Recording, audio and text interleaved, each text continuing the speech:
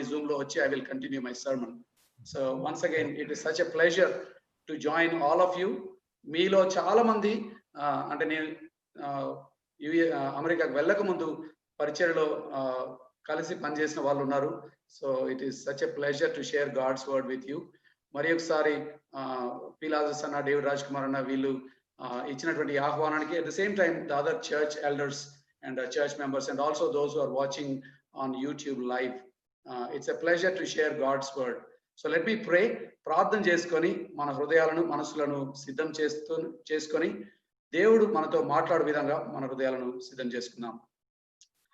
ప్రేమగల తండ్రి, పరిశుద్ధుడైన దేవ, ఈ దినాన్ని మా జీవితాలకు మీరు బహుమానంగా ఇచ్చినందుకు స్తుతులు, వందనాలు ప్రభా. మరి ప్రతి నూతన దినము, ప్రతి నూతన ఊపిరి మీరు మాకు ఇచ్చే గొప్ప బహుమానం.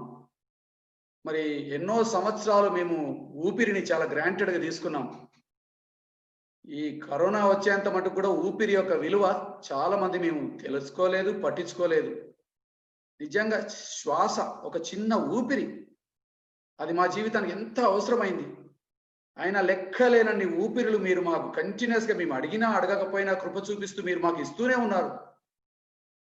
క్షమించండి ప్రభా, మేము ఎప్పుడు దాని విలువను తెలుసుకోలేదు, పట్టించుకోలేదు. ఇప్పుడు we are becoming more aware of the wonderful gift of breath.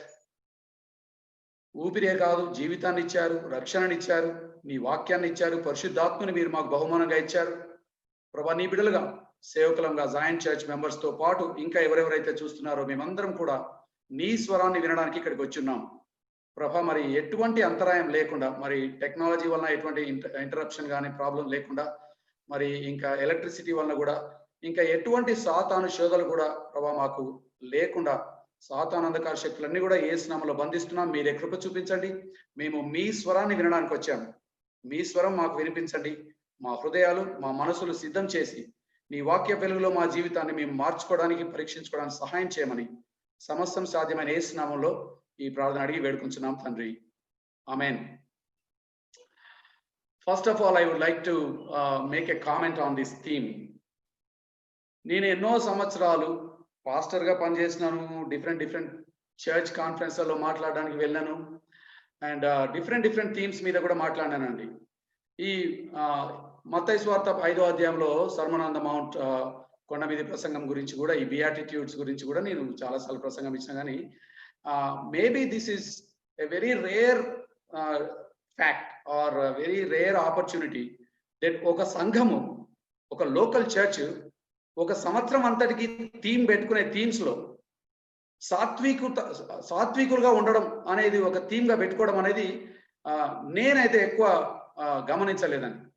You know, when we go for a yearly theme, we usually go for ప్రభా మమ్మల్ని మా పరుదులు పెంచు, మేము పెరగడానికి సహాయం చేయి, మేము సక్సెస్ఫుల్గా ఉండడానికి సహాయం చేయి, మేము కొత్త బిల్డింగ్లు కట్టడానికి సహాయం చేయి, మా పరిచర్య పెంచడానికి సహాయం చేయి అని అనేక రకమైనటువంటి ఎక్స్పాండింగ్ థీమ్స్ నేను చూసినా. కానీ మమ్మల్ని బలపరచు, మమ్మల్ని గొప్పగా చేయి, మమ్మల్ని స్థిరపరచు, మమ్మల్ని పెంచు అనే థీమ్స్ చూసినా కానీ మమ్మల్ని తగ్గి ప్రభా, సాత్వికులుగా చేయి ప్రభా అనే థీమ్ రియలీ నేనైతే ఎక్కువ గమనించలేదు.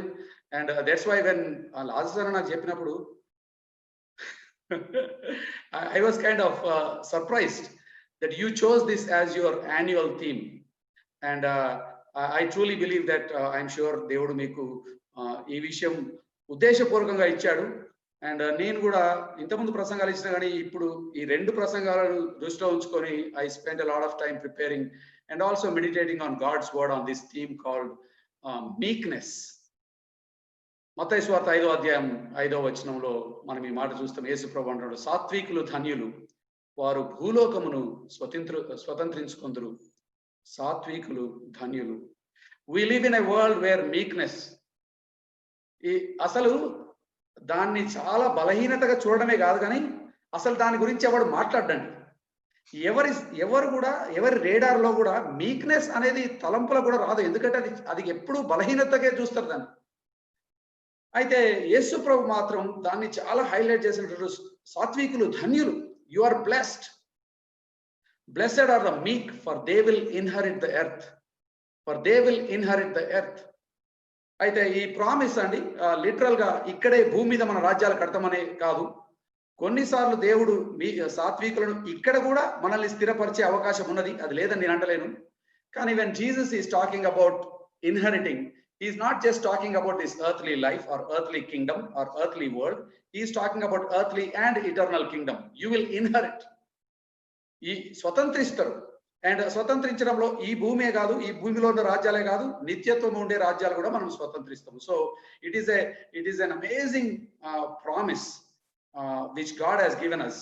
బట్ ఆయన ఏమంటారంటే మీరు సాత్వికంగా ఉండాలి.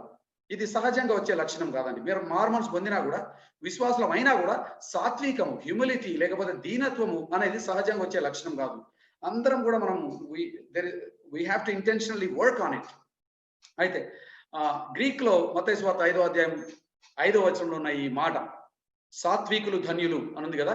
Blessed are the meek, MEEK, మీక్. మీక్ అన్న పదానికి గ్రీక్ లో ఉన్నటువంటి పదము ప్రహూస్. ప్రహూస్ అనే ఒక గ్రీక్ పదాన్ని మనము తెలుగులో సాత్వికత అని ఉన్నది, ఇంగ్లీష్ లో మీక్నెస్ అని ఉన్నది. దీన్ని కొంచెం మనం అర్థం చేసుకొని నేను ఈ రోజు రేపు 2 డిఫరెంట్ ప్రసంగాలు ఆన్ ద సేమ్ థీమ్ చేస్తానండి. సో మీక్నెస్ అనేది, ఇంగ్లీష్ లో ఉన్న మీక్నెస్ అనే పదానికి కొన్నిసార్లు జెంటిల్నెస్ అనే సినోనిమ్ కూడా వాడతారు. అయితే మీక్నెస్ అనేది, వీక్నెస్ అనేది చాలా డిఫరెంట్ వర్డ్స్. ఇంగ్లీష్ లో కొంచెం కన్ఫ్యూజింగ్ గా ఉన్నది, ఎందుకంటే మీక్, వీక్ అది ఇక్కడ MEEK తో స్టార్ట్ అయింది, అక్కడ మీక్, వీక్ చూస్తే సిమిలర్ గా ఉన్నాయి, కానీ they are totally opposite words. Actual గా అది కొంచెం కూడా దగ్గర సినోనిమ్స్ కావవి. అయితే ఈ ప్రహూస్ అనే ఒక గ్రీక్ పదం అన్న కదా, దాని యొక్క వాడుక, దాని యొక్క భాష అంటే ఎట్లాంటి సిచ్యువేషన్ లో వాడారంటే, the word was used of a powerful animal like a horse or an elephant.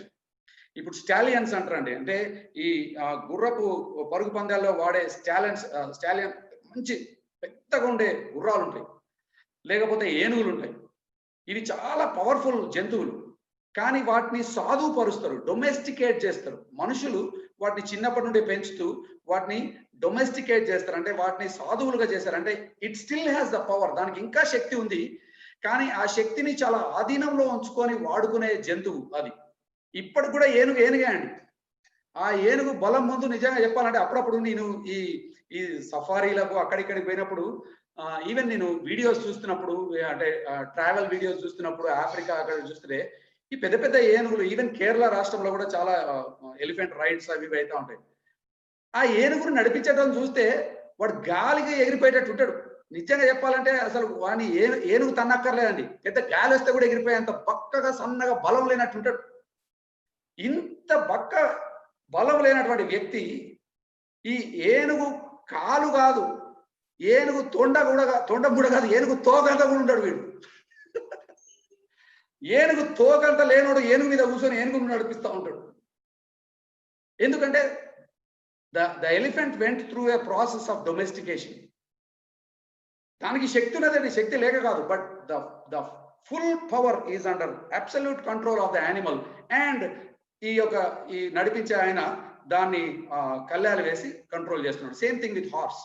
గుర్రాలు అండి, మీరు హార్స్ రేసెస్ చూస్తే జాకీస్ అంటారు వాళ్ళని, అంటే ఆ గుర్రంని నడిపించేవాళ్ళు. గుర్రం ఏమో సాలిడ్ ఉంటుందండి, మంచి super shape and super powerful ఉంటుంది. ఈ జాకీస్ మీరు చూస్తే లావుగా పెద్ద పెద్ద మస్కులర్ జాకీని ఎప్పుడు మీరు చూడరండి. జాకీ చాలా స్లిమ్ గా ఉండాలా, ఫిట్ గా ఉండాలా, వాడు బాడీ, గుర్రపు బాడీతో ఇట్లా మెల్ట్ అయ్యే, అంటే ఆ ఫ్లెక్సిబిలిటీ ఉండాలి. నిజంగా చెప్పాలంటే, అంటే ఆ గుర్రం అంతే వీడు ఎక్కడ పడతాడో ఎవ్వని తెలియదు, అంటే అంత పవర్ఫుల్ యానిమల్ అది. బట్ అంత పవర్ఫుల్ యానిమల్ ని తాను అంటే కళ్ళెంతోనే హ్యాండిల్ చేసుకుంటూ మంచిగా దాన్ని అంటే మోటివేట్ చేసి మొత్తానికి రేసెస్ లో పరిగెత్తుతున్నాడు. సో మీక్నెస్ అన్న పదాన్ని మనం స్పష్టంగా అర్థం చేసుకోవడం కోసం మీకు ఆ ఒరిజినల్ వర్డ్ ఇచ్చి చెప్తున్నాడు. So meekness is not weakness, బలహీనత కాదది, it is strength in control. సామర్థ్యం ఉండి ఆధీనంలో ఉంచుకున్నటువంటి సామర్థ్యం లేకపోవడం కాదండి. సామర్థ్యం లేకపోతే అది పెద్ద గొప్ప విషయం కాదు, చేతకంత అనమాట. కానీ సామర్థ్యం ఉండి కూడా దాన్ని సంపూర్ణంగా ఆధీనంలో ఉంచుకోగలగడం, అది ఇట్స్ ఎ గ్రేట్ అంటే fruit of the spirit, and it's a great quality which all of us need to develop. So it is strength in control and it is submitted to its master's instruction. పూర్తిగా అంటే ఆధీనంలో ఉన్నటువంటి శక్తి సామర్థ్యము, at the same time యజమానుడు ఏం చెప్తుండో ఆ యజమానుడి యొక్క instructions ని మంచిగా ఫాలో అయ్యే విధేయత ఈ యొక్క పశువుకు ఉంటుంది. బై ద వే ఈ పదం అండి ఎగ్జాక్ట్ సేమ్ ప్రొహూస్ అనే గ్రీక్ పదము న్యూ టెస్టిమెంట్ లో ఇంకా 2 సార్లు వస్తుంది. నాలుగోసారి కూడా వచ్చింది కానీ అది ఎగ్జాక్ట్ ప్రొహూస్ కాదు, దానికి ఇంకొక వేరియేషన్ ఆఫ్ ప్రొహూస్ ఒకటి వచ్చింది. కానీ 3 సార్లు మాత్రం ఎగ్జాక్ట్ గ్రీక్ పదం ప్రొహూస్ ఉన్నది. మత్తయి సువార్త 5:5లో బ్లెస్డ్ ఆర్ ద మీక్ అని చూసినాం మనం యేసు ప్రభు అన్నారు. తర్వాత మత్తయి సువార్త 11వ అధ్యాయం 29వ వచనంలో కూడా యేసు ప్రభు కూడా నేను సాత్వికుడును, ప్రయాసపడి భారం మోసుకుంటున్న సమస్త జనులారా నా యొద్దకు రండి, నేను సాత్వికుడును. That is the second time we see in the New Testament where the exact word prohus is used. Nenu satvikudu.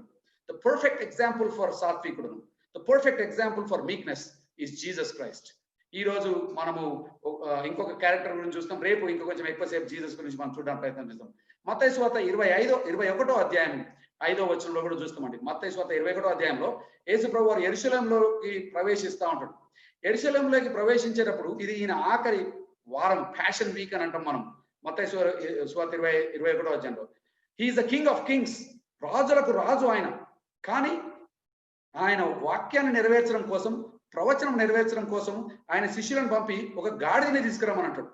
అది కూడా ఎట్లాంటి గాడిద అంటే ఆ గాడిదకి ఒక పిల్ల ఉన్నదట.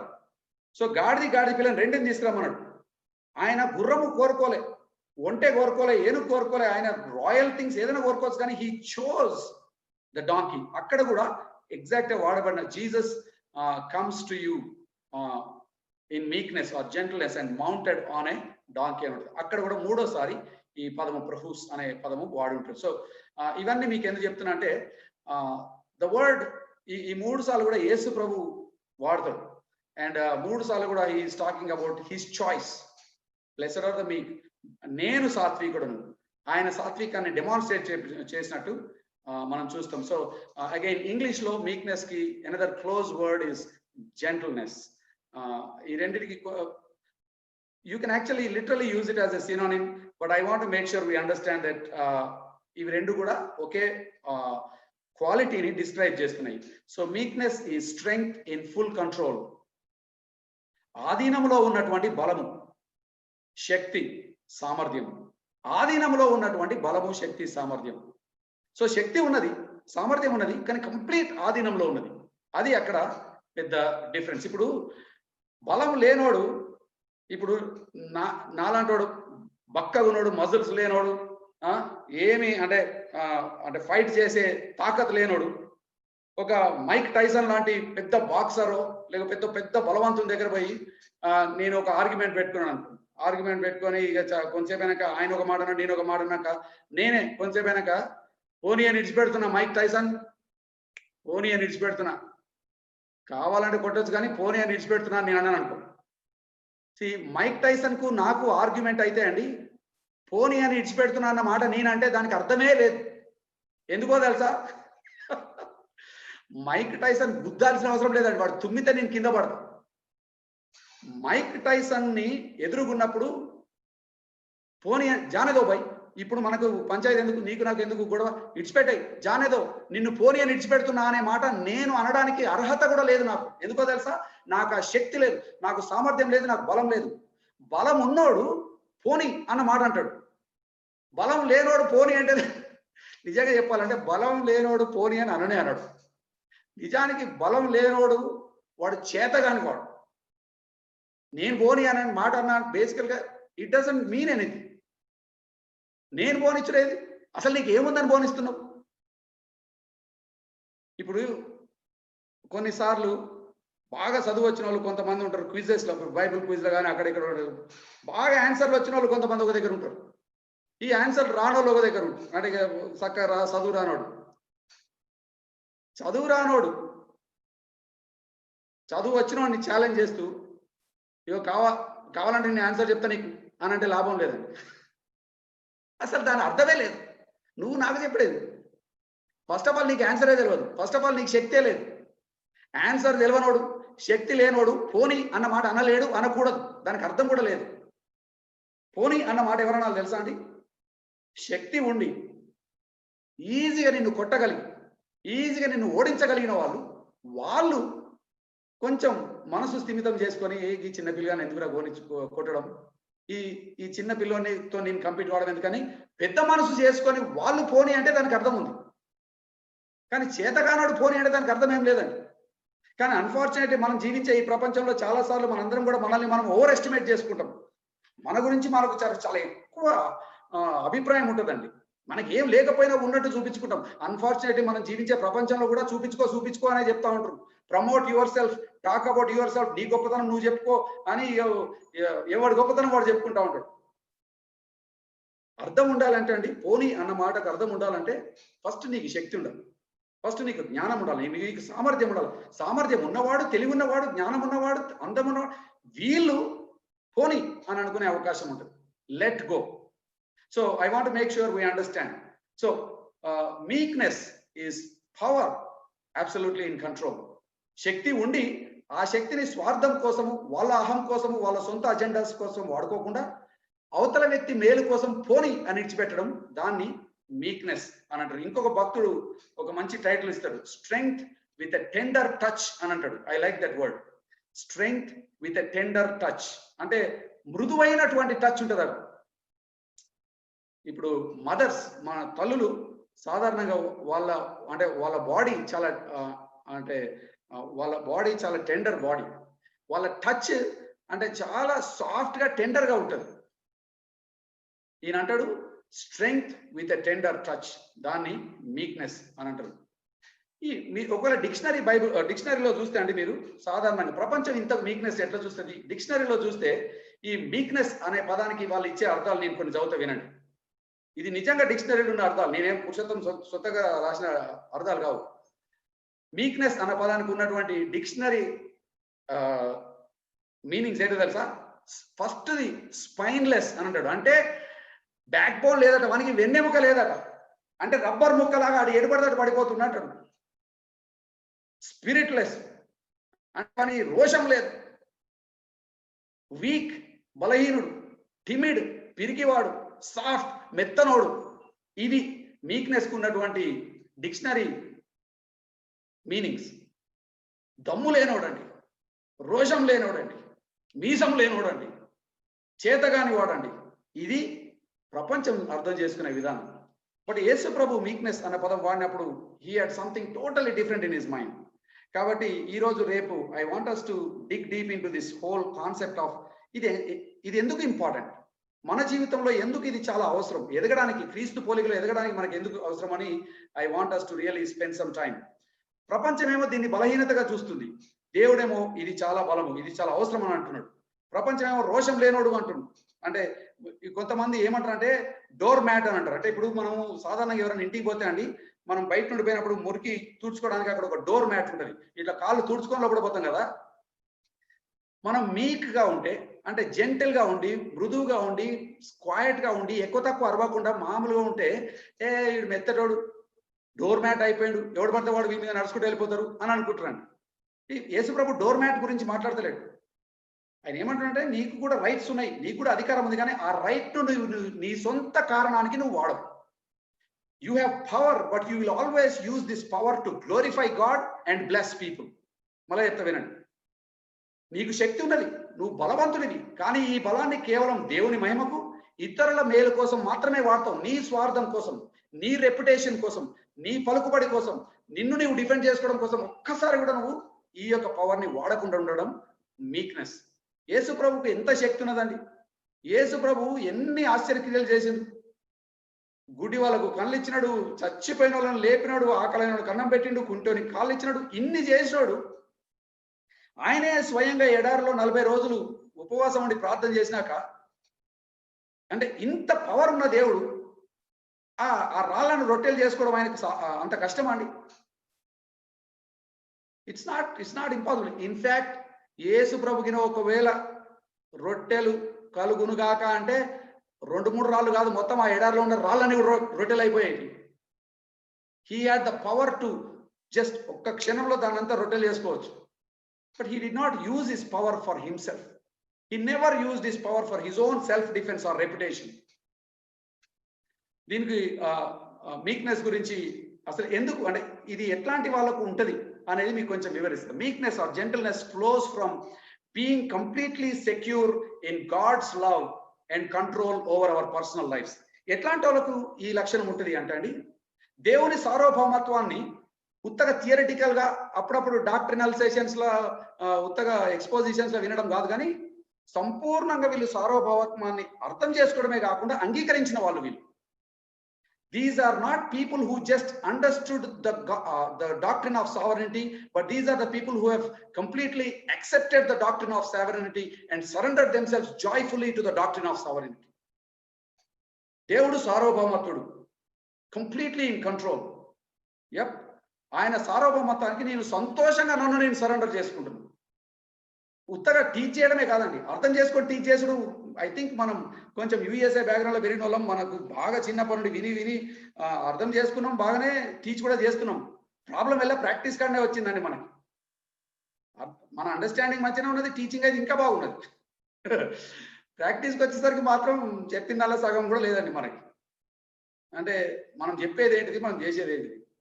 ఇక్కడ ఏమంటాడంటే ఎట్లాంటి వాళ్ళకు ఉంటుంది ఈ లక్షణం అంటే, we're so confident of God's goodness and God's plan for our lives that even injustice, నీవు దేవుని యొక్క సార్వభౌమత్వము, దేవుని యొక్క అంటే కంట్రోల్ ఎంత సెక్యూర్ గా ఉన్నావంటే, ఎంత స్థిరంగా ఉన్నదంటే, సో నా జీవితము దేవుని ప్రణాళికలో, దేవుని ప్రేమలో, దేవుని సార్వభౌమత్వంలో ఎంత స్థిరంగా ఉందంటే, నా జీవితంలో ఏమైనా ఎంత అన్యాయమైనా, ఇప్పుడు ఎంత అంటే ఇంజస్టిస్ అని అనిపించినా కూడా నేను దాని పట్ల కలవరపడను, షాక్ తినను, ఏడవను, కంప్లైంట్ చేయను. Because I not only talk about sovereignty of God's will or God, but I believe that God is in control. So నా జీవితంలో దేవుడు ఇది అనుమతించిందంటే ఉత్తగా అనుమతించలేదండి. ఇది పొరపాటున అయింది కాదు, యాక్సిడెంటల్ గా అయింది కాదు. I don't believe in accidents.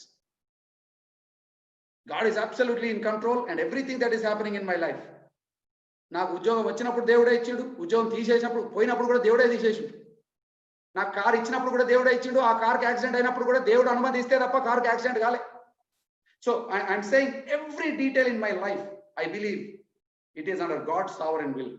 So in that way I'm so secure. అంటే ఎంత భద్రంగా ఉన్నానంటే, అవునండి ఇది అయింది కరోనా వ్యాధి. ఇప్పుడు ఫస్ట్ లో మనము మాకు రాకుండా చేయి ప్రభా, రాకుండా చేయి ప్రభా అని అందరం కూడా ఎవరికి రాకుండా చేయని ప్రార్థన చేసినాం మార్చ్ ఏప్రిల్ నెలలలో. తర్వాత స్లోగా అర్థమైంది ఏంటంటే, మనం చేసినంత మాత్రాన రాకుండా ఏమి ఉండలేదు, వస్తుందని. సో తర్వాత ఏం చేసినాం, మన చర్చ్ వాళ్ళకు, మన కుటుంబాల వాళ్ళకు రాకుండా చేయ ప్రభావ, విశ్వాసులన్నా కాపాడు ప్రభావ అని చేసినాం. తర్వాత అర్థమైంది విశ్వాసులకు కూడా వచ్చిందని. పోనీ సేవకులన్నా కాపాడు ప్రభావ అని చేసినాం, సేవకులకు కూడా వచ్చింది. సరే వస్తే వచ్చింది, ఏం కాకుండా తీసుకపో ప్రభావ, మరి మంచిగా అయ్యేటట్టు చేయాలంటే కొంతమంది సేవకులు చచ్చి కూడా పోయింది. That is the test for our faith అండి. ఆయన కాపాడితేనే ఆయన సమర్థుడు కాదు, కాపాడకపోయినా ఆయన మనకు అది అలౌ చేసినా, మంచి రిజల్ట్స్ ఇచ్చినా, అంటే నీకు మంచి అనిపించవచ్చు, ఏ రిజల్ట్స్ ఇచ్చినా గాడ్ ఈజ్ స్టిల్ సావరెన్ అనే భద్రత, అది మనకు ఎప్పుడైతే మనం బాగా గ్రహించి దాన్ని అర్థం చేసుకుని యాక్సెప్ట్ చేస్తామో అండి, అట్లాంటి వాళ్ళు ఎక్కువ తక్కువ ఓవర్ రియాక్ట్ గారు, ప్యానిక్ గారు, చింతించరు. యాక్చువల్గా ఈ corona is a very good test for many of our faith అండి. నేను కూడా పెద్ద పర్ఫెక్ట్ ఏం కాదు, బట్ ఫస్ట్ నుండి కూడా I'm a strong believer in God's sovereignty. I talk about it and I try to practice it. నాకు వస్తే ఏంటిది, వస్తే అనే రావచ్చు, రాదనేమన్నది రావచ్చు, వచ్చి నా ప్రాణం కూడా పోవచ్చు.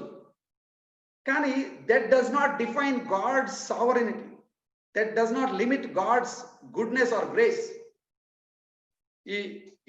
ఈ కరోనా పట్ల మనం ఎట్లా రియాక్ట్ అవుతున్నాం, వేరే వాళ్ళకి వస్తే ఏమనుకుంటున్నాం, మన ఇంటోళ్ళకి వస్తే ఏమనుకుంటున్నాం, నీకే వస్తే ఏమనుకుంటున్నావు, మీ ఇంటోళ్ళే చచ్చిపోతే ఏమనుకుంటున్నావు, ఇవన్నీ కూడా మన సావరెనిటీని ఎంత నమ్ముతున్నాము అనే దానికి ఒక పరీక్ష అండి. I know it's not that easy, but it is a good test. It's an important thing for us to evaluate. We are so confident of God's goodness and God's plan and God's sovereignty. ఏది కూడా అంటే again అండి, ఆయన ఏమంటాడంటే, నా అనుమతి లేకుండా, నా చిత్తం లేకుండా నీ తల నుండి ఒక వెంట్రుక పోదంటాడండి. ఏమో నాకైతే ప్రభా మనకి అంత చిన్న డీటెయిల్ ఇచ్చినావు ప్రభా. ఐఎమ్ షూర్ ఇక్కడ చాలా మంది క్రైస్తవులు, కొంచెం బట్టతలు వచ్చిన క్రైస్తవులు చాలా బాధపడతా ఉంటారు. నిజంగా దేవుడికి అంత నా జుట్టు పట్ల కూడా అంత చిత్తం ఉందా, అంత ప్లాన్ ఉందా అని మీరు అనుకుంటారేమో. కానీ ఐ టేక్ ఇట్ లిటరలీ అండి. దేవుడు ఆ మాట అన్నాడంటే I literally believe that God means it. Even the smallest detail of your life is not out of his control. You can still stay calm. You don't need to panic. Over react కావాల్సిన అవసరం లేదు. ఓ ఏమైపోయింది అని panic అవసరం లేదు. God is still in control. అదే సింహాసనం మీద కూర్చున్నాడు ఆయన. కరోనా రాకముందు ఏ సింహాసనం మీద ఉన్నాడో, కరోనా వచ్చినాక కూడా అదే సింహాసనం ఉన్నాడు, కరోనా పోయినాక కూడా అదే సింహాసనం మీద ఉంటాడు. ఆయన సింహాసనానికి ఏం ప్రాబ్లం లేదు. మన పర్స్పెక్టివ్కే ప్రాబ్లం. మన దృక్పథానికి మాత్రమే సమస్య. సమస్యలు వచ్చినప్పుడు కొంచెం దేవుని సార్వభౌమత్వం కొంచెం షేకీగా కనబడుతుంది మనకి. సూర్యుడు వెలిగినప్పుడు అండి, ప్రతిదినము రోజు సూర్యుడు పొద్దున వస్తాడు, వెలుగుతూ ఉంటాడు. కానీ కొన్ని రోజులు మబ్బులు ఉంటాయి. There are some cloudy days in all of our lifes. మబ్బు వచ్చిన దినం కూడా సూర్యుడు వెలుగుతూనే ఉంటాడండి. మీకు కనబడతలేడు. లేకపోతే మీ క్యాంపస్ అంతా చీకటి ఉండొచ్చు. మీ క్యాంపస్ చీకటి ఉన్నందుకు కొంచెం సాయంకాలం అయిపోయినట్టున్నది, వెలుగు ఎక్కువ వస్తలేదు అనేసరికి మరి ఇలా సూర్యుడు వచ్చిండో లేదో అని నువ్వు అనుమానించాల్సిన అవసరమే లేదండి. సూర్యుడు రెగ్యులర్ గా ఆయన ఏ టైంలో ఎక్కడ ఉండాలో భూమికి ఆ లొకేషన్ లో ఎగ్జాక్ట్ యాంగిల్ అదే యాంగిల్ ఉన్నాడు. ఆయన ఏం మారలే. ఆయన మొన్న బాగా ఎండ కొట్టిన రోజు ఎంత వెలుగుతున్నాడో, ఈ వాన వచ్చే రోజు కూడా అంతే వెలుగుతున్నాడు, మబ్బులున్న రోజు కూడా అంతే వెలుగుతున్నాడు. ఆయన సార్వభౌమత్వానికి ఏమీ తేడా లేదండి. తేడా ఎల్ల ఈ మధ్యలో వచ్చిన మబ్బులు, నీకున్నటువంటి పర్స్పెక్టివ్. ఈ మబ్బులు, ఈ సమస్యలు, ఈ ఛాలెంజెస్ ఏం చేస్తాయి అంటే దేవుని పట్ల మనకు ఉన్నటువంటి ఈ యొక్క స్పష్టమైన క్లారిటీని కొంచెం షేక్ చేస్తాయి, కొంచెం డిస్టర్బ్ చేస్తాయి. అబ్బాయి దేవుడు అంత మంచి వెలుగుతున్నాడో లేదో మీరేం అనుమానించాల్సిన అవసరం లేదండి. ఎగ్జాక్ట్లీ అంతే వెలుగుతున్నాడు అండి. ఈ మధ్యలో మబ్బులు వస్తాయి, ఇవి మబ్బులే అండి, వస్తాయి పోతాయి అంతే. జీవితంలో కూడా శ్రమలు, కష్టాలు, ఛాలెంజెస్ వస్తూ ఉంటాయి, పోతూ ఉంటాయి, అన్యాయాలు జరుగుతూ ఉంటాయండి. అండ్ ఈ రోజు రేపు this is going to be a big theme. అన్యాయం అన్న, మస్తు అన్యాయం అయిపోయిందన్న. నాకు ఎవడో బయటోడు చేస్తే పర్లేదన్న, మా సొంతోడు అన్యాయం చేసినన్న, మా సొంత చర్చోడు మోసం చేసినన్న, సొంత చర్చిలో అన్యాయం అయిపోయింది, మా పాస్టరే అన్యాయం చేసిన. ఇక్కడ మనకు చాలా గాయాలు అవుతూ ఉంటాయి. సో అన్యాయాన్ని మనం ఎట్లా టాలరేట్ చేస్తాం, అన్యాయాన్ని ఎట్లా సహిస్తున్నాం అనేది ఈ రోజు రేపు మనందరం కూడా ధ్యానించబోతున్నాం. ఇంకో విషయం అండి, బై ద వే, అన్యాయం ప్రతిసారి మనకు బయట నుండి వేరేటోళ్ళే మనకు చేయరండి. మనం పాపపు స్వభావంలో ఉన్నాం కాబట్టి, మనం కూడా పాపలమే కాబట్టి మనం కూడా ఎంతో మందికి అన్యాయం చేస్తాం. So we're not always the recipients of injustice. Many times we're also the cause of injustice. అన్యాయానికి మన పాపపు స్వభావమే, మన స్వార్థమే, మన అన్కంట్రోల్డ్ టంగ్, లేకపోతే మనమే కారణం కావచ్చు. ఒకవేళ మీరిగిన అన్యాయానికి కారణమైతే, నేనే తప్పు చేస్తే, తప్పకుండా విశ్వాసులుగా మనందరం నేర్చుకోవాల్సిన విషయం ఏంటంటే, ప్లీజ్ ఏమీ డిలే చేయకుండా, if you are the cause for pain, you are the cause for injustice, take responsibility, బాధ్యత తీసుకోండి. నాదే తప్పు, ఆ మాట నేను అనకుండా ఉండాల్సింది ఉండే, ఆ వ్యక్తిని ఇట్లా తీర్పు తీర్చకుండా ఉండాల్సింది ఉండే, ఆ వ్యక్తిని అంటే ఈ మాట అనకూడదు. వాట్ ఎవర్ ఇట్ ఇస్, మీరు ఏం అన్యాయం చేస్తున్నారో దాని గురించి బాధ్యత తీసుకొని ఫస్ట్ దేవుని సన్నిధిలో పశ్చాత్తాపడండి. వీలంత మటుకు రెకన్సైల్ చేసుకోండి. ఇది నా థీమ్ కాదు, అయినా I just want to make sure I address that also, because all of us are in sinful nature. ఇప్పుడు కూడా పాపపు స్వభావంలో ఉన్నా కాబట్టి ఇప్పుడు కూడా తప్పు చేసే అవకాశం ఉంది. మనం ఇతరులను గాయపరిచే అవకాశం కూడా ఇంకా ఉన్నది. అందుకే ఒకవేళ మనం గిన గాయపరిస్తే 3 things అండి: టేక్ రెస్పాన్సిబిలిటీ, రిపెంట్, రెకన్సైల్. 3 పదాలు. బాధ్యత తీసుకోండి, దాని గురించి డిలే చేయకండి. Take responsibility. సారీ తమ్మి, నేను అట్లా అస్సలే అనుకోలేదు నాన్న, this is not my intention, but I did it, please forgive me. Take responsibility, repent and దేవునితో పశ్చాత్తాపడి, దేవుని సన్నిధిలో మీరు జెన్యూన్ గా పశ్చాత్తాపడి రిపెంట్ కండి. వీలైతే ఈ వ్యక్తి కూడా సారీ చెప్పండి. So take responsibility, repent and reconcile. వీలైనంత మటుకు సమాధానంగా బతకడం చాలా ఇంపార్టెంట్.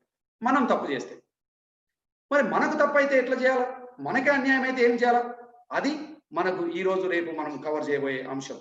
సో యోసేపు జీవితంలో అండి, చాలా బ్యూటిఫుల్ స్టోరీ అండి.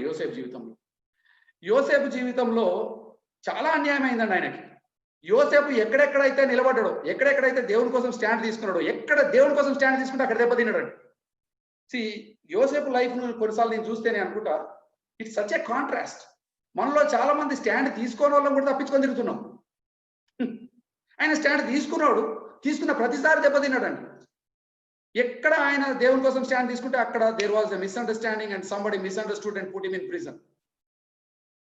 ఎంతో పెద్ద శోధన వచ్చి పొతిఫర్ భార్య దగ్గర ఆ శోధనను నిజంగా ఆ శోధనకి అసలు సాధారణంగా కూడా ఏ పురుషుడు కూడా జయించలేనటువంటి ఆ శోధనను తను జయించి దేవుని కోసం నిలబడితే ఏమైంది? మళ్ళా జైలు పడ్డాడు.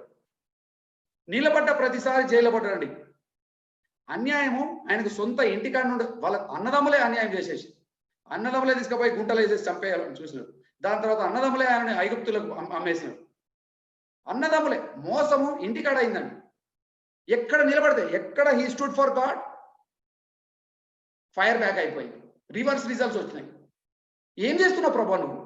నీ కోసం నేను ఇంతగానో స్టాండ్ తీసుకుంటుంటే నేను స్టాండ్ తీసుకున్న ప్రతిసారి నాకు అన్యాయం జరుగుతుంది కదా, ప్రతిసారి నాకు అన్యాయం జరుగుతుంది, నన్ను ఎప్పుడు అర్థం చేసుకుంటలేడు. ఇంకా దీనికి తోడు నన్ను అందరు నిందిస్తున్నారు. నువ్వేదో చేసి ఉంటావు పై ఉత్తగా వచ్చుంటుందా నీకు? యోగును నిందించినట్టు యోగు స్నేహితులు ఎట్లాగైతే నిందించినరో క్రైస్తవులను కూడా వేరే క్రైస్తవులు చర్చ్ మెంబర్లు స్నేహితులు కూడా మస్తు మంది ఇట్లా నిందిస్తాడు. నువ్వు ఏదో చేసి ఉంటావు బ్రదర్, ఉత్తగా ఎందుకు అవుతుంది, నీకే ఎందుకు అవుతుంది యాక్సిడెంట్, మీ ఆవిడకే ఎందుకు ఇట్లా అవుతుంది, మీ బాబుకే అవుతుంది, ఇట్లా మనల్ని అనవసరంగా నిందించేటోళ్ళు కూడా చాలా మంది ఉంటారు. Again, I want to clarify. If you know that you have sinned, please don't delay. Take responsibility and repent. కానీ నువ్వు ఏం చేయలే, నీ మనసాక్షికి క్లియర్గా తెలుసు you did not do anything wrong. You stood for the Lord and you stood for what is right and still are experiencing pain or persecution or loss or injustice. అది అట్లాంటప్పుడు మనం కొన్ని విషయాలు నేర్చుకోవాలి. సో యోసేపు జీవితంలోని బ్యూటిఫుల్ గ్రేట్ స్టోరీ అండి. మనం అంటే నేను ఆయన స్టోరీని చాలా డీటెయిల్గా వివరించను, కానీ మీకు తెలుసు ఫస్ట్ నుండి ఆయన చిన్నప్పటి నుండి దెబ్బలు తిన్నాడండి. ఇంటోళ్ళతోనే దెబ్బలు తిన్నాడు. అన్నదమ్ములు ఆయనను బిట్రే చేసినాడు. తర్వాత ఎక్కడ దేవుని కోసం నిలబడితే అక్కడ బిట్రే అండి. చాలా ఏళ్ళు అయినాక, ఇన్ని అన్యాయాలు అయినాక అండి, చాలా సంవత్సరాల తర్వాత ఆయనకు న్యాయం అయింది జీవితంలో.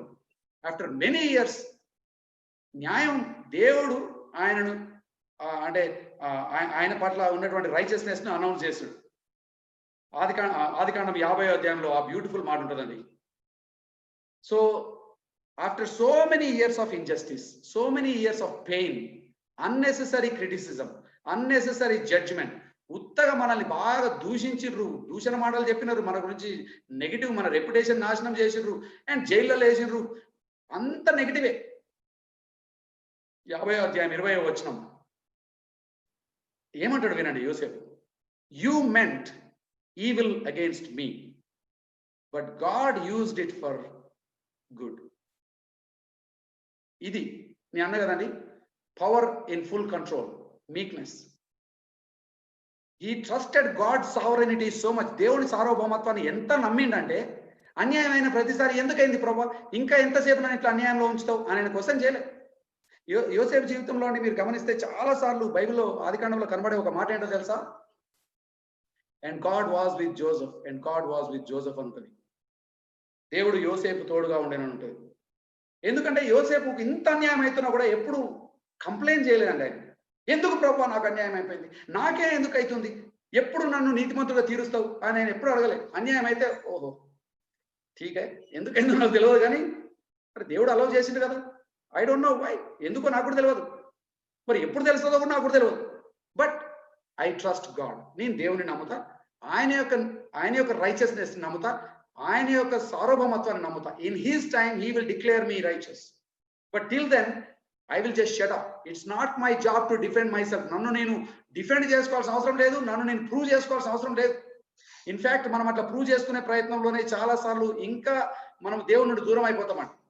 ఇంకా ఎన్నో పాపపు అంటే పద్ధతులు పాటించే అవకాశం ఉంటుంది అండ్ మన సాక్ష్యాన్ని కోల్పోయే అవకాశం ఉంటుంది. మన లైఫ్ లో అన్యాయాలు అయితేనే ఉంటాయండి. People will misunderstand, people will say things about you, but don't jump up and try to prove your self are defend your self. It's not necessary. I know ఇది చెప్పడం చాలా ఈజీ అండి, చేయడం అంత ఈజీ కాదు.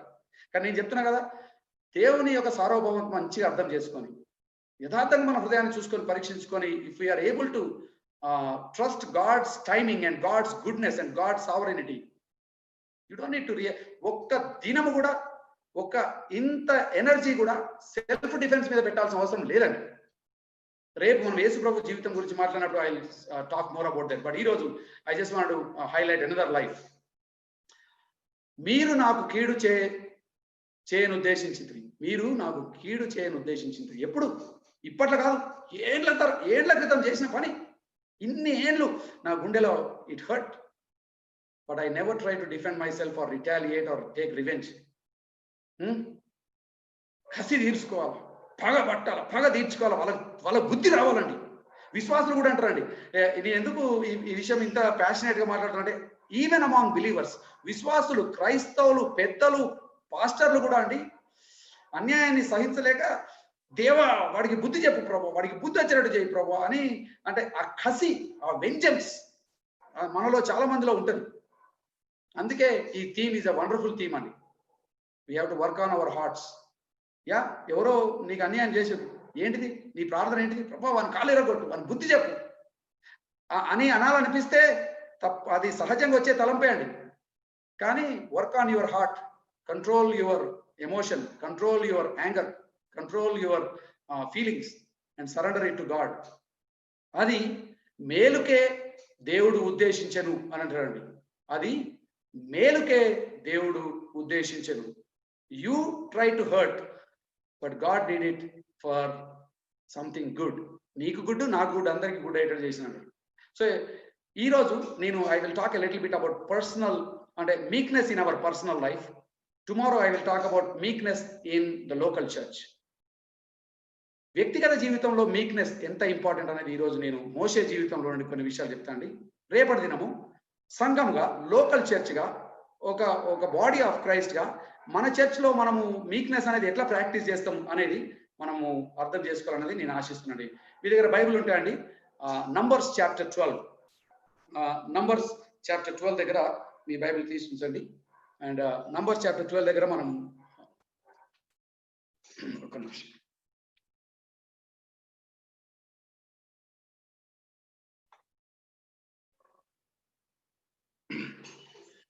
ఓకే, నంబర్స్ చాప్టర్ 12లో అండి మనందరికీ తెలిసిన ఒక సంఘటన మనకు కనబడుతుంది. ఈ నంబర్స్ 12లో మిరియం అండ్ అహరోను, మోషే వాళ్ళ బ్రదర్ అండ్ సిస్టర్, వీళ్ళే ఈయనకు మోసం చేస్తారు. మోసం చేస్తే ఈయన రియాక్షన్ ఏంటో నంబర్స్ చాప్టర్ 12 వర్సెస్ 1 to 4 ఒకసారి మనము చూద్దాం. ఎవరైనా తెలుగులో ఆ మొదటి 4 వచనాలు చదువుతారా అండి? Numbers chapter 12 versus 1 to 4. సంఖ్యాకాండము 12వ అధ్యాయం మొదటి 4 వచనాలు. ఎవరైనా ఇఫ్ యూ హ్యావ్ యాక్సెస్, లేకపోతే ఐ థింక్ మిమ్మల్ని అందరినీ మ్యూట్ చేశారేమోలే, సో నేనే చదువుతాను. సో ఇక్కడ ఏమంటారంటే,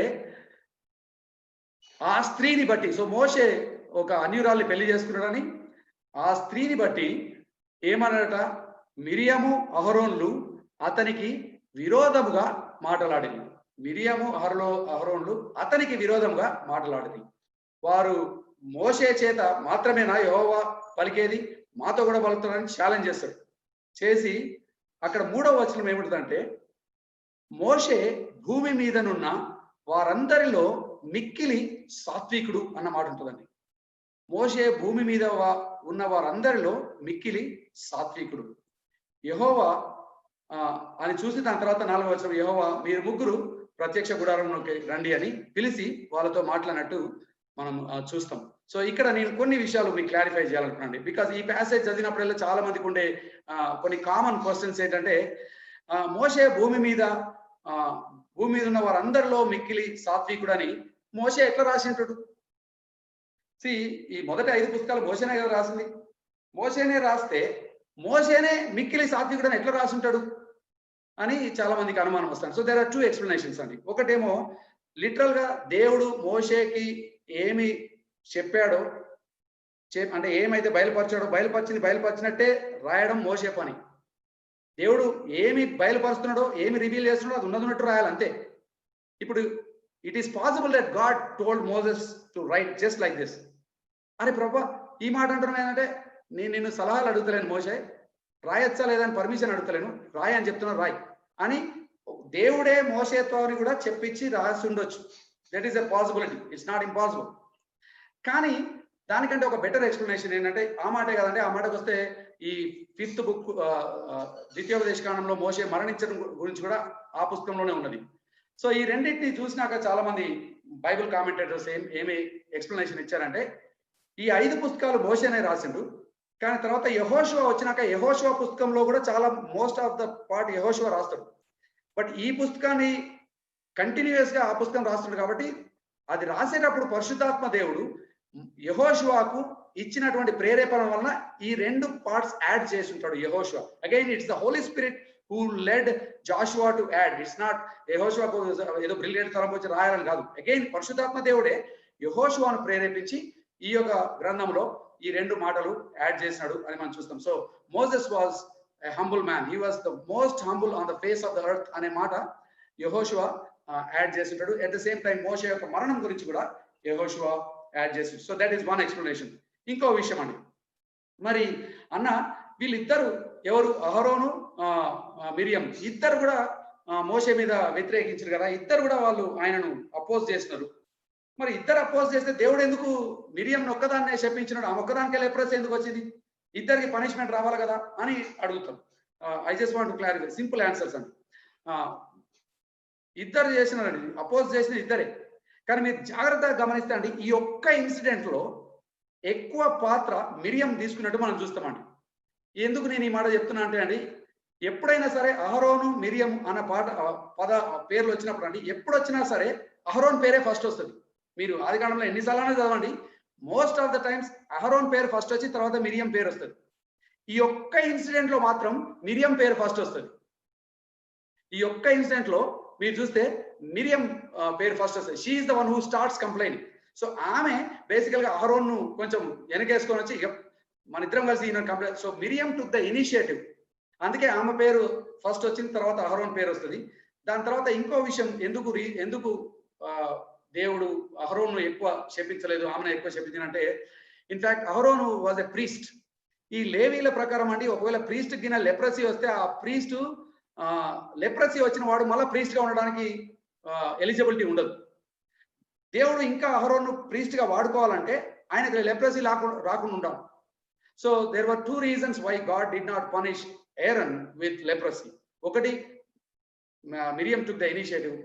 రెండోది, అహరోను God protected him because he wanted to use him as a priest, and also he was not the original person who suggested it. He is just assisting మిరియం. ఇద్దరు కూడా చేశారు, కానీ అందుకు ఈయనకు లెప్రసీ రాలేదు అనేది మనం చూస్తాం. తర్వాత మనందరికీ తెలిసే విధంగా మోషే ప్రార్థన చేస్తాడు, he prays for Miriam and then God heals her from leprosy. So Moshe యొక్క స్వభావం అక్కడ మనకు కనబడుతుంది. సో జస్ట్ కొన్ని క్లారిఫికేషన్స్ ఇచ్చిన. ఇప్పుడు మోషే జీవితంలో నుండి మనం ఒక 5 or 7 minutes కొన్ని ఇంపార్టెంట్ పాఠాలు చూసి నేను ఈ యొక్క థాట్ ని ముగిస్తాను.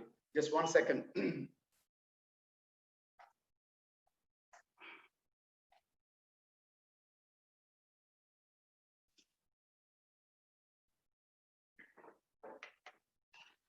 ఓకే, సో మోషే ఇద్దరు ఆయన అపోజ్ చేశారు.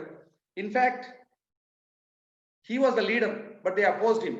So he should have got angry. కోపం రావాలా, ఆయన కోపం రాలేదు. ఎందుకంటే ఆయనకు దేవుని యొక్క సార్వభౌమత్వంలో, గాడ్ సావరెంటీలో ఎంత కాన్ఫిడెన్స్ ఉందంటే, నన్ను నాయకుడిగా ఎన్నుకున్నది దేవుడు, పిలిచింది దేవుడు, చూసుకుంటుంది దేవుడే.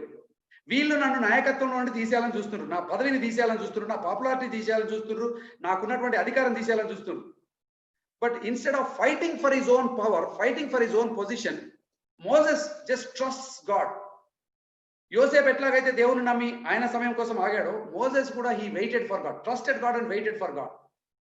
బై ద వే అండి, Moses is not a perfect man, ఆయన కూడా చాలా బలహీనతలు ఉన్నాయి. ఇన్ఫాక్ట్ మనందరికీ తెలుసు మోసే స్టోరీ, అసలు ఈయన స్టోరీ స్టార్ట్ అవడే మర్డర్తో స్టార్ట్ అయింది. కోపం ఆపుకోలేక మర్డర్ చేసినటువంటి క్యాండిడేట్ ఈయన. కోపం ప్రాబ్లం మోసేకు చాలా ఉన్నదండి, కానీ దేవుడు he worked on his heart so much that ఆ మర్డర్తో స్టార్ట్ అయింది. తర్వాత ఆఖరికి ఈయన ప్రామిస్ ల్యాండ్ పోలేకపోవడానికి కూడా కారణం ఏంటంటే, దేవుడు మాట్లాడమంటే బండను కొట్టినాడు. So we see that he was అంటే he had this angry episodes right at the beginning and also at the end, but in between మధ్యలో అండి ఇన్ని సంవత్సరాలు దేవుడు ఆయన ఎట్లా నలగగొట్టి ఎట్లా ప్రిపేర్ చేసినంటే అమేజింగ్ స్టోరీ అండి. మోసెస్ అంటే ఆయన ఎంత హంబుల్ అయినాడు, ఎంత మీక్ అయినాడు అనే దానికి చాలా బ్యూటిఫుల్ ఎగ్జాంపుల్స్ ఉన్నాయి. ఒకటి, వీళ్ళిద్దరూ ఆయన పొజిషన్ ని ఛాలెంజ్ చేసినప్పుడు he did not try to defend himself. ఎన్ని రోజులు సతాయించిండ్రో నాకు తెలియదు, ఎన్ని రోజులు కంప్లైంట్ చేసిండ్రో నాకు తెలియదు. But he just kept quiet. ఆయన పెద్ద డిఫెండ్ చేసుకోలేదు. తర్వాత ఇశ్రాయేలీలందరూ కూడా ఎంత కంప్లైంట్ చేసినట్టే వాళ్ళు గునిగిన గునుగుడికి దేవునికే కోపం వచ్చిందంట. The patient God became impatient. అంత దీర్ఘశాంతం కలిగిన దేవునికి కోపం వచ్చే అంత విసుక్కున్నారండి వాళ్ళు. But somehow Moses stood in between as the leader. Moses వాళ్ళకు ఈ సతాయించేటోళ్ళు పోతే చాలా ప్రాబ్లమ్స్ పోతాయండి మోసెస్కి. కానీ పోనీయలే, మధ్యలో నిలబడ్డాడు. దేవుడికి మధ్యలో లేదు ప్రభా, లేదు లేదు లేదు, అట్లా జరగడానికి వీల్లేదు. నీ నామానికి దూషణ కలగకూడదు. వీళ్ళ మీద ప్రేమ కంటే నాకు నీ నామానికి దూషణ కలగకూడదు. I love these people, but I honour your name, I respect your name more then these people. వీళ్ళకి నష్టం కలగదు, నీ నామానికి అపకీర్తి రాకూడదు. అండి, నేను ఇంతకుముందు చెప్పిన కదా, this is the right use of power. ఇతరులకు నష్టం కలగొద్దు, దేవుని నామానికి అపకీర్తి కలగొద్దు. అది మోసెస్ యొక్క మోటివేషన్. అందుకు ఆయన మధ్యలో నిలబడే, ప్రభా లేదు లేదు, వీళ్ళని నువ్వు అట్లా నాశనం చేయకూడదు అని మధ్యలో నిలబడి వాళ్ళని కాపాడండి. అందుకే బైబిల్లో అంటే is the weakest man on this planet, on this earth అని అంటాడు. ఎందుకంటే ఇంత సతాయించేటోళ్ళని ఎంత తొందరగా వదిలించుకుంటే అంత మంచిగుంటుంది అని ఉంటుందండి. కానీ సతాయించే వాళ్ళ పట్ల కూడా అంత ప్రేమ కలిగి అంత పేషెంట్గా ఉన్నాడంటే ఆయన హృదయం ఎట్లాంటిది అనేది మనకు అర్థమైపోతుంది. సో ఈ యొక్క నిర్గమకాండంలో చాలాసార్లు మనం చూస్తాం అంటే how patient he was and how enduring he was when injustice happen to him. నేను ద్వితీయోపదేశకాండం 34వ అధ్యాయంలో కొన్ని మాటలు చెప్పి నేను ముగిస్తానండి. డ్యూటరానమీ చాప్టర్ 34లో 4-5 వచనాలకు వద్దాం మనం. సో మనందరికీ తెలుసు Deuteronomy 34 is the end of this book and end of Moses story. So మరి అన్న నిజంగా అంత సాత్వికుడా ఈయన కూడా కోపం వచ్చింది కదా, ఈయన కూడా బలహీనుడే కదా, ఈయన ఇంపర్ఫెక్ట్ అంటే ఎస్, ఈయన కూడా బలహీనుడే, ఇంపర్ఫెక్టే. కానీ ఈయనలో ఉన్న ఒక చాలా గొప్ప లక్షణం ఏంటో ఇక్కడ నేను కొంచెం హైలైట్ చేసి చూపించాలనుకున్నాను. First of all, he did not defend himself, he did not over react, he did not అంటే తన డిఫెన్స్ కోసం తన శక్తిని వాడుకోలేదు. He just waited for God's time. ప్రభా నువ్వే తీర్చు, నువ్వే నాకు న్యాయం చేయి. I will not fight for my justice. నాకు న్యాయం చేయను, నాకు నేను కోర్టుకు పోను, నాకు నేను కేసులు అయ్యా, నాకు నేను ఇంకొక 5-6 వేసుకొని పోయి నేను ఆర్గ్యుమెంట్లు చేయను. No, it's not my business. I don't have to defend myself. చేసుకోవచ్చు అంటే చేసుకోవచ్చు. Can I? Yes you can, but I won't waste even little energy in trying to defend myself. ఎందుకంటే అండి అట్లా డిఫెండ్ చేసుకునే ప్రయత్నంలో మనం ఇంకా చాలా దేవునికి అంటే సంఘానికి హాని చేస్తాము, అపకీర్తి చేస్తాం, మన సాక్ష్యం కూడా చాలా చెడగొట్టుకుంటామండి. ఏముంటుందో చూద్దాం మనం 34వ అధ్యాయంలో. God invites Moses to mount Nebo శిఖరమునకు ఎక్కిండట. నీబో శిఖరమునకు యెహోవా దేవుడు పిలుస్తాడు. పిలిచి అంటాడు, నానా ఇక I just want to show you something. Again I'm just trying to story లాగా మీకు చెప్తున్నాను. మీరు బైబిల్ చదవండి, అక్కడ 34వ అధ్యాయం చాలా బ్యూటిఫుల్ ఉంటుంది. By the way, God says he was friend with Moses. ఎట్లాంటి ఫ్రెండ్ అంటే ఇక అంత ముఖాముఖిగా అంత స్వయంగా అంత సమయము ఇంకా ఏ మానవుడితో దేవుడు గడిపినట్టు మనం చూడం. He was probably the closest of any human being who has seen or at least seen a glimpse of God's glory. దేవుడిని స్వయంగా చూడకపోయినా గ్లిమ్స్ ఆఫ్ గాడ్స్ గ్లోరీ. స్నేహితుడు, దిల్ కోల్కే బాత్ కరే, హృదయం ఇప్పి మాట్లాడుకున్నాడు దేవునితో. అట్లా మాట్లాడే సంబంధం ఈయనకున్నది. సో నేను అనుకుంటా దేవుడు కూడా అనుకున్నాడు, సరే ఈయన ఎట్లాగో ప్రామిస్ ల్యాండ్ పోతలేడు కదా, let me help him to see it అని నీబో శిఖరంకి ఎక్కించినాడు. నీబో శిఖరంకి ఎక్కించి అక్కడ పోయినాక ఈ వార్త చెప్తున్నాడు. చాలా అంటే it's a very emotional passage and I love it. నేనైతే కొన్నిసార్లు చదువుకొని నేనెగిన మోసెస్ అయి ఉంటాయి 40 ఏళ్ళు ఇంత కష్టపడి ఇంత పోరాటం చేసి ఇన్ని త్యాగాలు చేసుకొని ఇన్ని అపోజిషన్స్ ఎదుర్కొని ఇంత సక్సెస్ఫుల్ గా ఇన్ని లక్షల మందిని సక్సెస్ఫుల్ గా ఎడారంతా తీసుకొని వస్తే ఇంకా అంత దూరంలో ఉన్నది కనబడుతుంది, అంతే ఒడ్డున కనబడుతుంది. ఇక్కడికి వచ్చి ఆపేసిన ఏంటి ప్రభు, ఎంత బాధ అయి ఉంటుంది ఆయన హృదయానికి. మరియు యెహోవా అతనితో ఇట్లానండి, 4వ వచనం 34వ అధ్యాయం 4వ వచనం ద్వితీయోపదేశకాండం. ఇక నీ సంతానములకు ఇచ్చేదనని అబ్రహాము, ఇస్సాకులు, యాకోబులకు నేను ప్రమాణము చేసిన దేశము ఇదే అని కన్నులారా నిన్ను దాని చూడనిచ్చితిని గాని నీవు నది దాటి అక్కడికి వెళ్ళకూడదు. కన్నులారా చూసుకో, కన్నులారా చూసుకో, అక్కడ కనబడుతుంది. That is the promise land. కన్నులారా చూసుకో. కానీ Moses, you are not going there, నువ్వు వెళ్ళట్లేదు అన్నాడు. ఐ డోంట్ నో, అది విన్నప్పుడు మోజెస్ అట్లా ఏమైందో నాకు తెలియదండి. కానీ నెక్స్ట్ మాట ఏమంటో తెలుసా అండి, యెహోవా సేవకుడైన మోషే యెహోవా మాట చొప్పున మోయాబు దేశంలో వృత్తి నొందెను అని ఉంటుందండి. యెహోవా సేవకుడైన మోషే యెహోవా మాట చొప్పున మోయాబు దేశంలో వృత్తి నొంది. That is where he ended his story. But I just want to, ఏమై ఉంటుంది మోజెస్కి, ఏమనిపించుంటుంది ఇక్కడ తీసుకొచ్చి ఈ మాట చెప్తే? ఐ థింక్ ఒక్కసారి మోజెస్ అన్నీ ఆలోచించుంటాడు. యూనో, నా లైఫ్ గురించి ఆలోచిస్తలే 120 ఏళ్ళ నా జీవితం, అసలు నేను పుట్టుడే ఒక మిరక్లెస్ బేబీగా పుట్టిన, అప్పుడే చచ్చిపోవాల్సింది ఉండే, సంభవ బతికిచ్చిండు దేవుడు. నైల్లో ఒక చిన్న గుట్టలు పెట్టి పెంచినాడు నన్ను, ఏం కాకుండా ప్రొటెక్ట్ చేసినాడు. మొత్తానికి ఫరో దగ్గర నేను నెక్స్ట్ ఫరో ఎంత పవర్ఫుల్గా నన్ను పెంచినాడు, ప్యాలెస్లో పెంచినాడు, మస్తు ట్రైనింగ్ ఇచ్చినాడు. దాని తర్వాత నా సొంత శక్తితో ఎప్పుడైతే దేవుని సేవించాలనుకున్నాడో పాఠం నేర్పించడానికి పడేసిండు ఏడాదిలో. 40 సంవత్సరాలు ఎవ్వడికి అడ్రస్ లేకుండా బతికిన నేను. 40 సంవత్సరాలు వాళ్ళ మామ గొర్రెలు చూసుకుంటే బతికినాడు నేను. ఈ was just an ordinary shepherd man. అయిపోయింది అనుకున్నాడు, తన లైఫ్ అక్కడే అయిపోయింది అనుకున్నాడు. కానీ దేవుడు వచ్చి మళ్ళీ చెప్పాడు, Moshe, you are the right person, I'm going to call you. I don't think Moses, అంటే వెనక్కి చూసుకుంటా అండి, I don't think Moses ever thought that he will be the person God will use. అయిపోయింది, నేను ఇగో ఈ గొర్రెలు చూసుకుంటా, మా మామ ఇత్రో గొర్రెలు చూసుకుంటా, అక్కడేమనంటే మిద్యాను అరణ్యములలో ఇత్రో అనే వాళ్ళ మామ గొర్రెలు చూసుకుంటున్నాడు, వాళ్ళ గొర్రెలు మేపుతున్నాడు ఆయన. ఫస్ట్ థింగ్, నేను ఎప్పుడో చిన్నప్పుడే చచ్చిపోవాలి. తర్వాత నేను ఆ ఐగుప్తిని చప్పినప్పుడు అప్పుడన్నా చచ్చిపోవాల్సింది ఉండే. ఇక దాని తర్వాత మా మామ దగ్గర పోయి గొర్రెలు చూసుకుంటే అట్లనే చచ్చిపోవాల్సింది ఉండే. బట్ అన్ని ట్విస్టులు ఇచ్చి లాస్ట్కి దేవుడు ఏం చేస్తాడంటే, అక్కడెక్కడ కూడా నా స్టోరీ ఎండ్ కాకుండా మళ్ళా నన్ను ఫరో దగ్గర తీసుకెళ్ళి ఈ 40 ఏళ్ళు నన్ను ఆయన సేవలో వాడుకొని ఇక్కడికి వచ్చినాక ఈ కొండ మీద నుండి చూపించి that is the promise land అని చెప్పి ఆయనకు చూపిస్తుంటే నేను అనుకుంటా, మోసెస్ కుడ్ హావ్ ఆస్క్డ్, ఎందుకు ప్రభా ఇంత దూరం తెచ్చిన కొంచెం చేద్దాం. బట్ యాక్చువల్గా అండి, మీరు 34వ అధ్యాయంలో ఉన్నారు కదా, మీరు 32వ అధ్యాయం ఎండింగ్ చూడండి.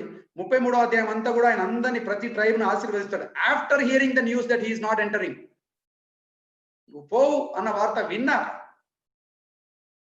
he blesses everybody. How can you bless everybody after hearing that you are not going? How can you be so calm after hearing that you are not going? ఎందుకంటే ఇదే మాట అండి, ఏమన్నా తెలుసా అండి, అక్కడ ఇంగ్లీష్లో కూడా చాలా బ్యూటిఫుల్ ఉంటుంది. I will give it to your descendants. I have let you see it with your eyes, but you will not cross over into it.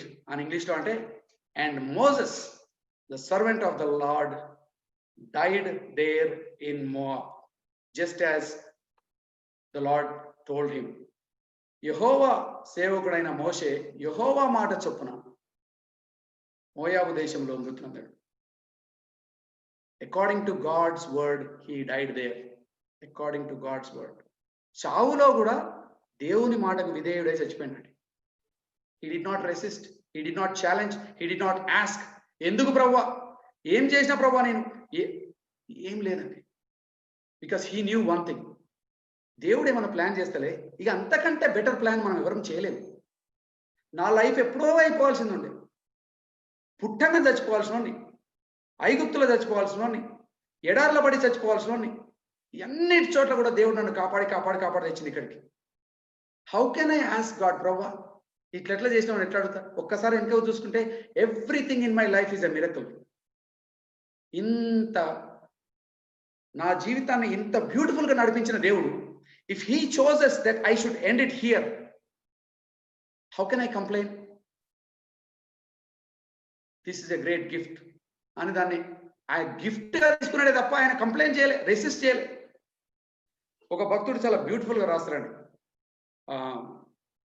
యాక్చువల్గా రూత్ హేలీ బాటన్ అని ఒక భక్తురాలు, షీజ్ ఎ బ్యూటిఫుల్ ఆథర్. ఆమె ఏం రాస్తారంటండి, అందరూ మోషే promise land పోలేదు కాబట్టి చాలా సాడ్ అని అనుకుంటారు. కానీ మోషేకి ఉన్నటువంటి గొప్ప వరం, గొప్ప గిఫ్ట్, ఆయన లైఫ్ లో ఉన్న అతి గొప్ప గిఫ్ట్ ఏంటో తెలుసా అండి? That every day of his life he enjoyed the presence of God. When you enjoy the presence of God every day of your life in wilderness, God's presence will become so sweet that the promised land will look lame anantadandi. Beautiful thought andi. దేవుని సన్నిధిని ఆయన ప్రతిదినం ఎంత అనుభవించిండంటండి, ఆ promise land చూసి లేకపోతే పోయింది ప్రభువా, promise land, it's just a land. నీ సన్నిధి నాకు ఎక్కువ ఇంపార్టెంట్ ప్రభు, అది నువ్వు నాకు ఇచ్చినావు. ల్యాండ్ ఇస్తలేవు అంతే కదా, ల్యాండ్లో నేను కాలు పెడతలేను అంతే కదా. బట్ నా జీవితంలో అతి పెద్ద స్టోరీ ఏంటో తెలుసా? I enjoyed your presence every day of my life. How can I ask for a greater gift then that? అంతకంటే గొప్ప వరం నేను ఎట్లా అడుగుతా ప్రభు? కాబట్టి కృతజ్ఞతతో చెప్తున్నాను, లెట్ ఇట్ బి డన్. నీ వాక్య ప్రకారము let's close my story here. చాలా బ్యూటిఫుల్ అండి.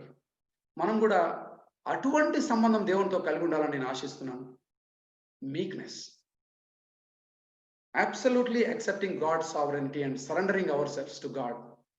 ఎంతగా అంటే ఏమి దేవుడు అలౌ చేసినా కూడా అది మన మేలు కోసమే అని ఎరిగి ఆనందంగా, జాయ్ఫుల్గా దానికి సరెండర్ చేసి దాన్ని అంగీకరించడం. అండ్ మోసెస్, యెహోవా సేవకుడైన మోషే యెహోవా మాట చొప్పున మోయాబు దేశంలో మృతి నొందెను. This is how he closed he story. My prayer, ఇక్కడ వింటున్న వాళ్ళందరం కూడా అండి, ఇట్స్ అ పవర్ఫుల్ స్టోరీ అండి. I love this words. Yehova మాట చొప్పున ఆయన మృతి చెందాను. He finished his story according to the word of God. నా ఆశ, నా ప్రార్థన మనందరం కూడా let's live a life in such a way that we will live our life under God's sovereignty and we will finish our life under God's sovereignty and cheerfully surrender ourselves to God's sovereignty. ప్రార్థన చేసుకున్నాం.